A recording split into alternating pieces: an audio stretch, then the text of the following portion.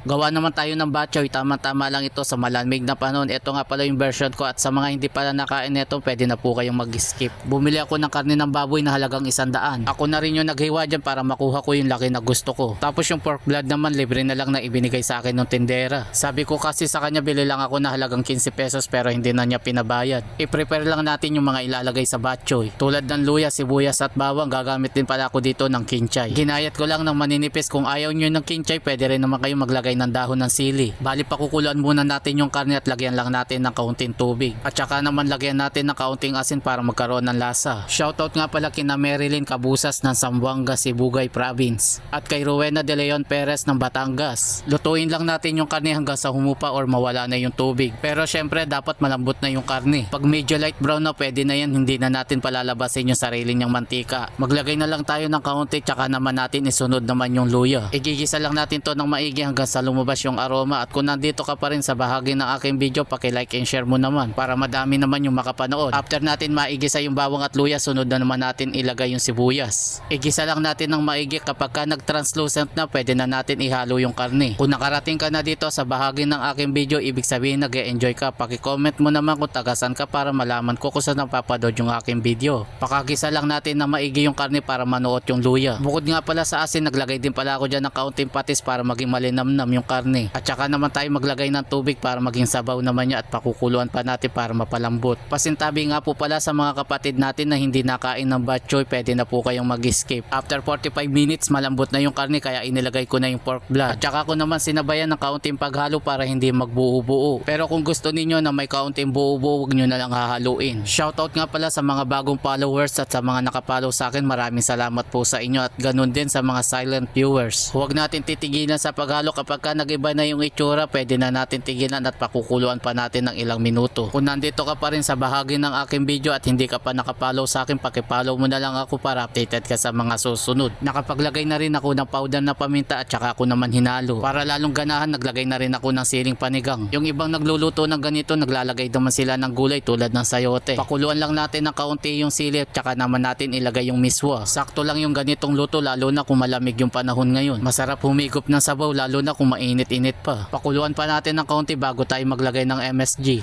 At saka naman natin uli lagyan ng pampalasa. Naglagay lang ako ng katamtaman na dami ng patis. After natin mahalo, tikman na natin para may adjust natin kung sakaling kulang pa sa alat. Sakto lang pala yung nailagay natin na pampaalat. Sunod naman natin ilagay itong kinchay. Kaunting pakulo na lang yung gagawin natin at madali lang naman maluto yan. After nga ng ilang minuto, heto na nga at luto na yung ating batchoy. At syempre dito na tayo sa exciting part, yung tikman natin yung ating niluto. Paano, kain na muna tayo, kanyaman na talaga mga lods.